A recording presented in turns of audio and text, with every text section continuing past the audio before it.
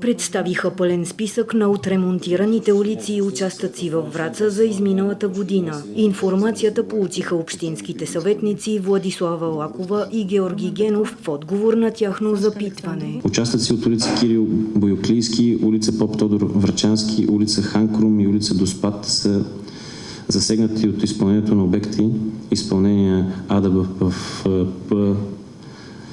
с договор 3456 от 3 юли 2019 година по проект със съответното наименование и абревиатури изграждане на ВиК инфраструктура на обособена територия, обслужване от водоснабдяване и канализация ООД Враца с възложител ВиК ООД Враца.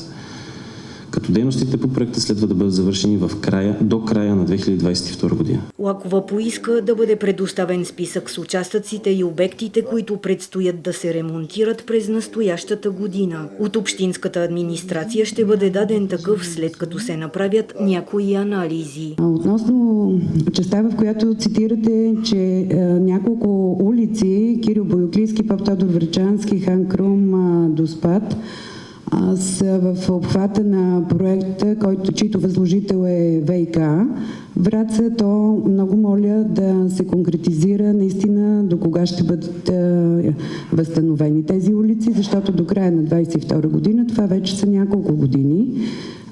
Те са общинска собственост, така че наистина гражданите това искат да знаят, ако може да го конкретизирате в някакъв момент. Благодаря. Заместник кметът Владимиров пое ангажимент да получи информация от ВиК дружеството за крайния срок по текущите ремонтни дейности. Една от улиците, по която се извършва ремонт от месеци, е улица Кирил Бояклийски. Те идваха днес преди обед. Тя понеже като се полагат тия търби и после се засипе, не, то пропада. Не може изведнъж, като полагат търбите и засипеш, да асфалтираш, защото после се получава едно пропадане. Трябва да олегне и те идват, често идват, минават с валяк и може би след неколко дена ще го асфалтират. Слагат тръби, слагат те тая противопожарния кран, а нещо има друго от противопожарния кран, е тая спирателен кран, туриха и копат само. Оня ден копаха по-долу. Споменавали ли са кога ще приключат тези ремонтни дейности? Не знам, щом като го трамбоваха днеска, вероятно ще почне асфалта, защото и тази улица също беше разкопана. Това е Димчо Дебеленов. Тая беше разкопана и там правиха замръсната вода, тръбопроводи. Сигурно от ние хора нямат отводнение. Улиците Доспат и Ханкрум също са в критично състояние от години. Тези улици от години са си така. Да. Иначе в това състояние не са асфалтирани, не се планира, някой не се интересува. Вие го виждате, какво е положението и тук. Това си от години, аз ти казвам. И сам кога има ВиК-то проблеми, идват и си го оправят и край. До тук.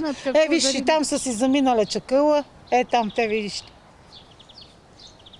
Какво си остават, си заминат и те така. Над 1 милион лева са предвидени за асфалтирането на компрометирани участъци в града. 1 милион и 50 хиляди лева пък са отделени за облагородяване и поддръжка на вътрешнокварталните пространства. Въпреки стартиралите ремонтни дейности, улиците в кварталите са все още в лошо състояние, а хората се питат до кога.